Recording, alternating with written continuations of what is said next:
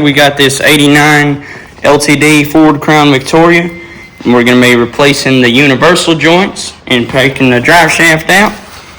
Got our new ones sitting up here, came with the clips. So basically the tools you're going to need, we got a hammer here, we got a 12mm socket, and a 1/2-inch ratchet. Okay, underneath the car here, we can see now we can spin our drive shaft. And we're going to be taking that clamp out. Let's see if I can do this with a camera in my one hand. Just going to get in there.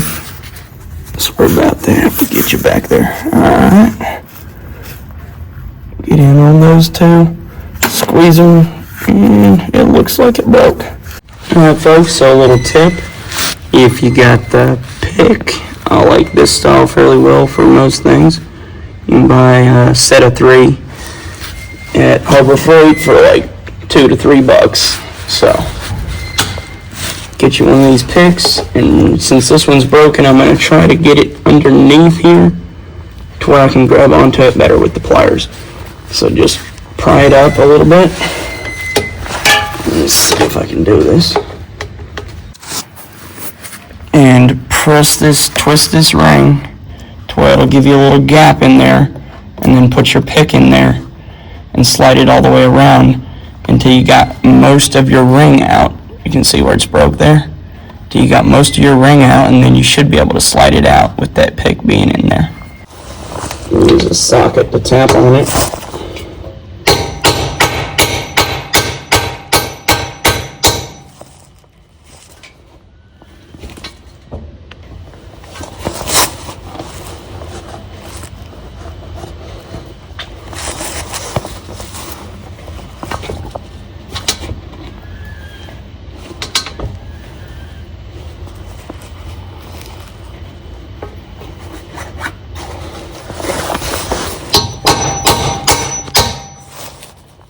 Okay, I think we're going to need a bigger socket that fits that more perfectly.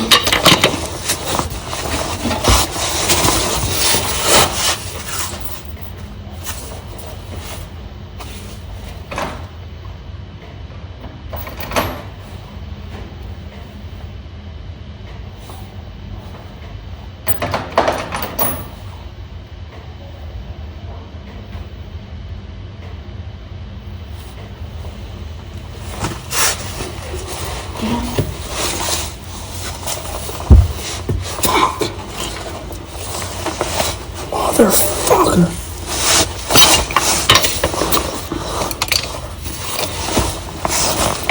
Okay, so now we have our 19mm socket. It seems to fit it fairly well. Let's see if we can get a good angle on this. These tailpipes really like to be in the way.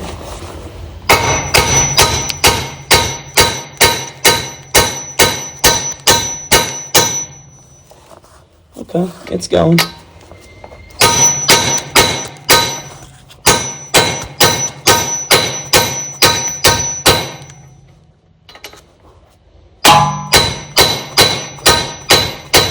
And I don't believe it's going to go all the way through, which is why we're going to have to just tie that back if we can here. Let's see.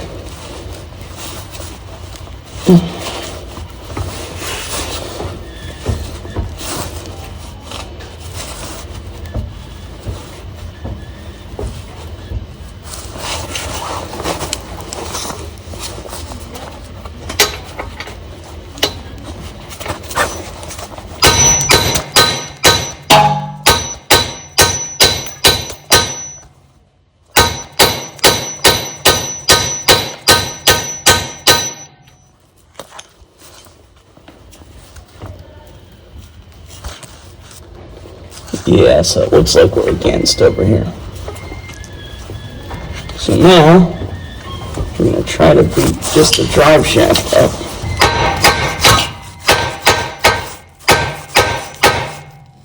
But it looks like everything's going with it.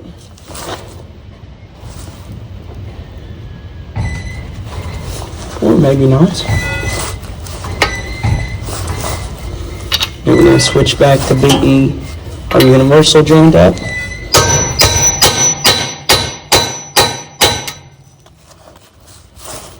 Now tap the drive shaft. And back to the universal joint.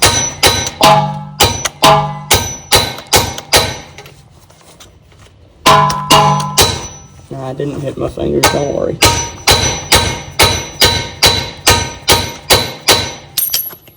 Oh no shit, I did.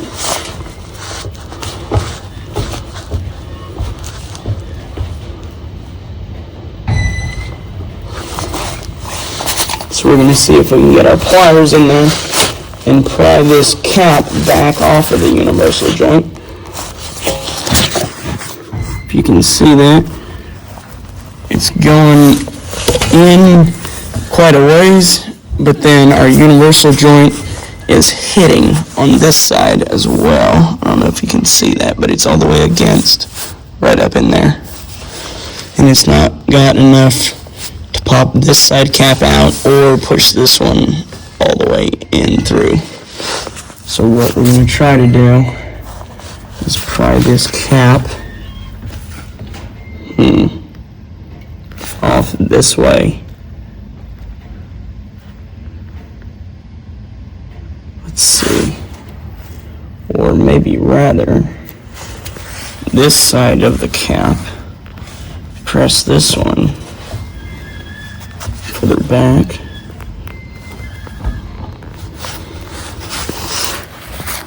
We're going to try it.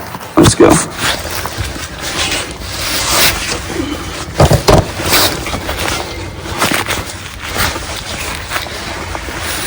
I can push this drive shaft. My hand. Alright, there we go. That's what I thought. It should move by hand. Okay.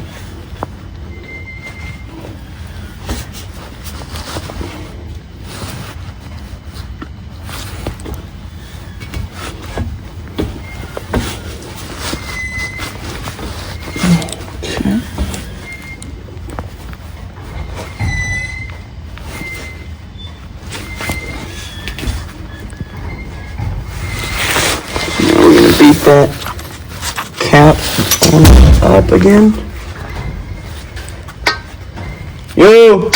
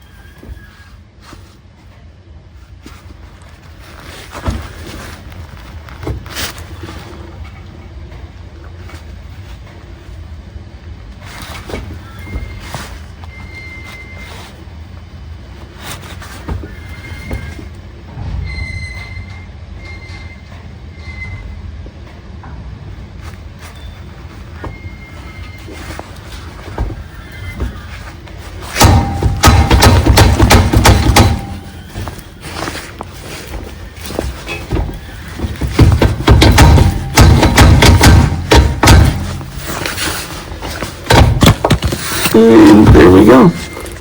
Pop the cap off. Now the rest of it should be fairly easy once we have one of those caps off. Should be able to take the universal joint and basically pop the other one out by yanking on the drive shaft like so. That's our second cap. And now, take that seal off that stayed up there. Should be able to turn our universal joint just a hair and get our drive shaft out if we have enough slide room. Yes, we do. Okay, cool. I believe.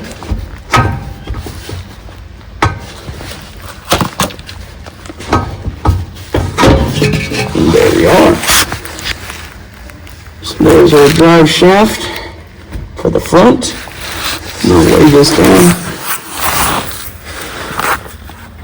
And then on the rear we have caps that hold or I guess they're called caps or ties, that hold these universal joint caps in. So it's a little bit different than the front, but I'll show you in just a second here. But to get these out, we're just going to use basically the same method. Tap one side in, tap the other side in, until we can get both caps out far enough to where we can get our universal joint out. So we'll see once we get to the back. Use a socket to tap on it.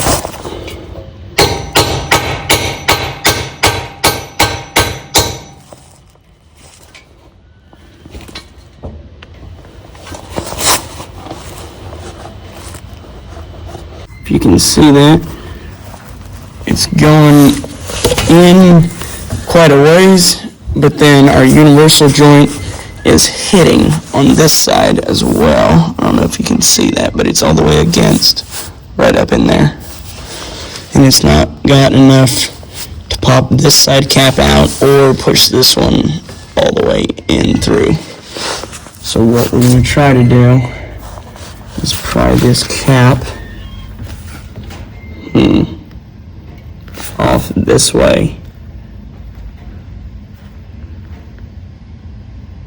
Let's see. Or maybe rather, this side of the cap. Press this one further back.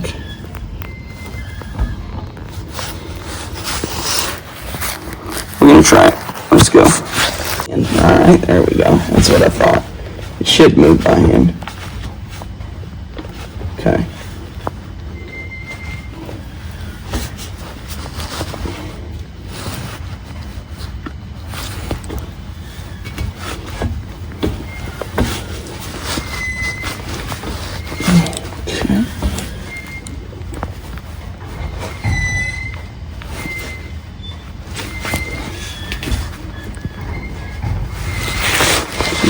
Beat that cap up again.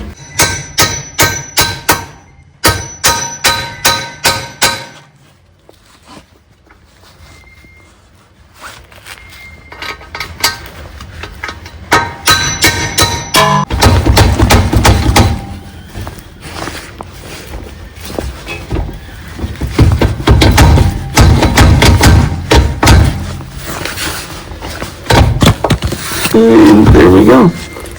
Pop the cap off. Now the rest of it should be fairly easy once we have one of those caps off.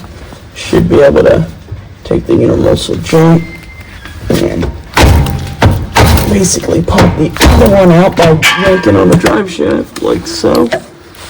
That's our second cap. And now, take that seal off that stayed up there. Should be able to turn our universal joint just a hair and get our drive shaft out if we have enough slide room. Yes, we do. Okay. And there we are. So there's our drive shaft for the front. So when you pull that yoke out of the transmission there, it will be dripping a little bit of transmission fluid. Let's see if we can get you there, right there. You can see. But I didn't worry about it too much. I just put an old paint can there to catch it, to keep from making a mess. It's not dripping fast enough to lower the fluid much of anything. So I'm just leaving that the way it is. And now over here we have our yoke clamped into the vise. Don't clamp this section of the yoke into the vise. You could clamp this here rougher textured part. So the best way I've found to get these out is take your socket, beat one of these caps down to the point to where this universal joint is tied up against the drive shaft, and then beat the universal joint back up, and that should push your cap up here, push that one off, and then you'll have enough room to pull it up in there and pry it out from the bottom here,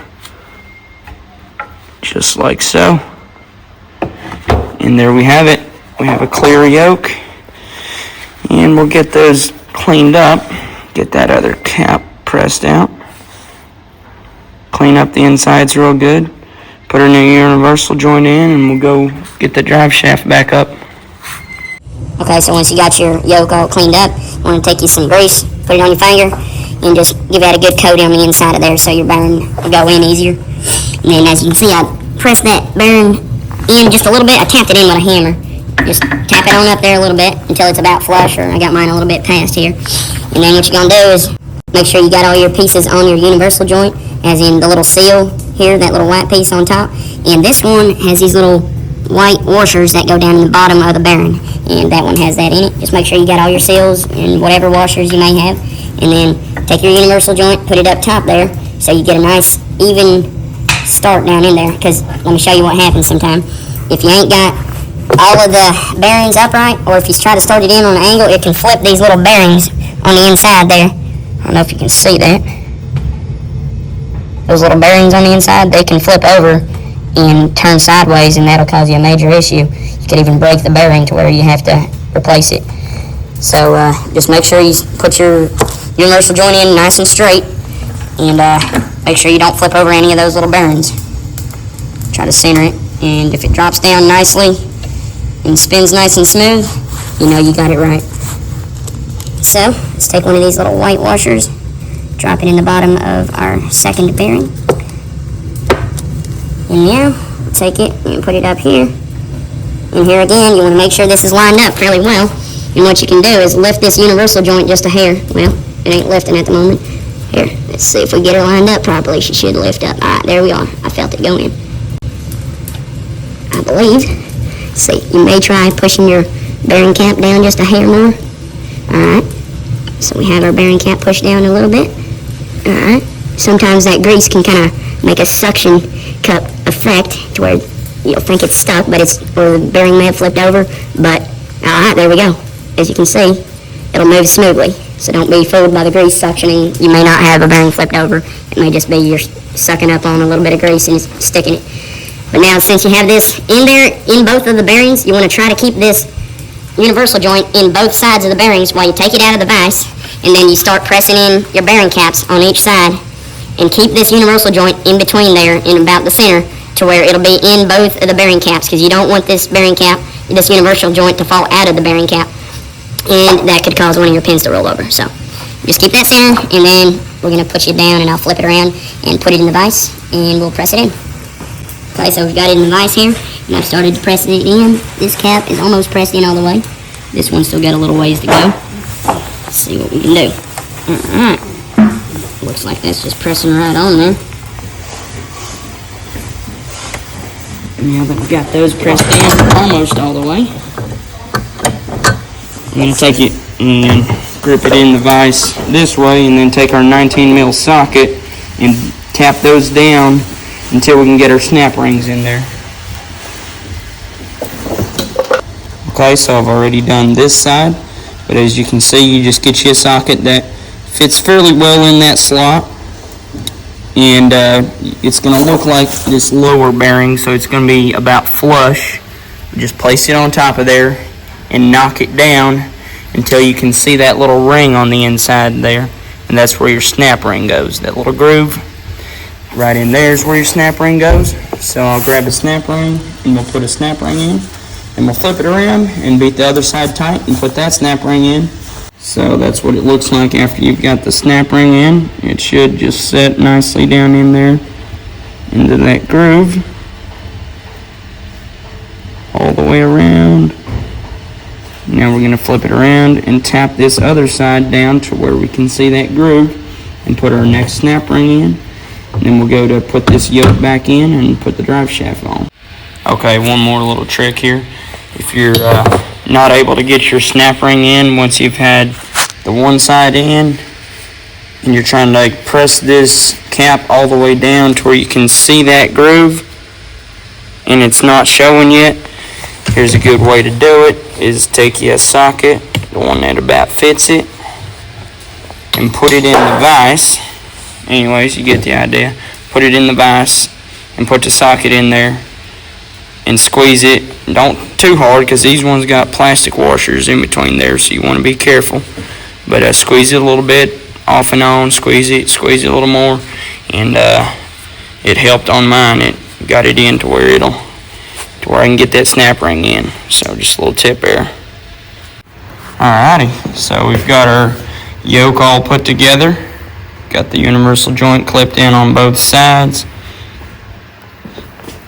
And I do like to put a little bit of grease, just a thin layer of grease on the outside of the yoke, and then a little bit on the splines in there as well. Just to put a little bit of grease in there, not much. Alright, so once you're underneath the car and you got your yoke slid in, that the one just slides right in. I don't know, yours might be a little bit different. It does have a notch out where it looks like there could be a tooth gap, but I checked on mine and it didn't have. Let's see if I can get it to focus there. Anyways, it does have a little notch in there, but none of my teeth had any sort of gaps or any different teeth on it. So, and I found it'll slide on most anyway. So this one, you don't have to line nothing up except just, regular spline. And it'll slide right in there. Then what you want to do is take your bearing caps off, your bearings, and set them on a clean rag since they're greasy. Now we're going to go and put one of our bearing caps into the drive shaft. Let's see if I can record and hold our drive shaft underneath the car. It's got about 12 inches of clearance. Alright, let's go. Let's see if you can see this here. I'll just slide that one in. Press it in my hand for now. Try to get it as tight as you can in my hand. What we're going to do is try to get the bare universal joint without the bearing on it. This top side, not this one, but the one on the top side, we're going to try to get it in the hole that I didn't put the bearing in. So first, put the bare universal joint, put that little knob in there, and then we can properly align this lower one to slide perfectly into that bearing without flipping any of our pins over like I talked about earlier. So we're going to go on this side.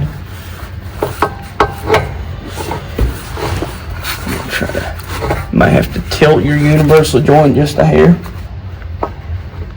There we go. Okay. Slide the yoke back just a touch, and there we are. Alright, so we have that bare hole without the bearing in it up on that bare pinion universal joint. Oh, my bad. Now we're going to bring our universal joint back towards aligned as perfectly as we can with this cap. It's a little harder than it was on the vise doing the yoke, but we'll try to get it aligned perfectly. We got our universal joint pretty much lined up with the center there. Now we're going to put this bearing cap in there. Start it by hand, and as you can see, it slid up there very smoothly. Didn't feel like any of our pins rolled over. So we're just going to give this a couple taps now.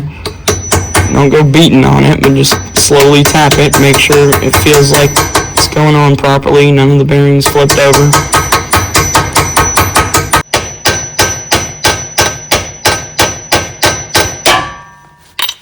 Alright, so hopefully when we turn this sucker back, we can put our pin in.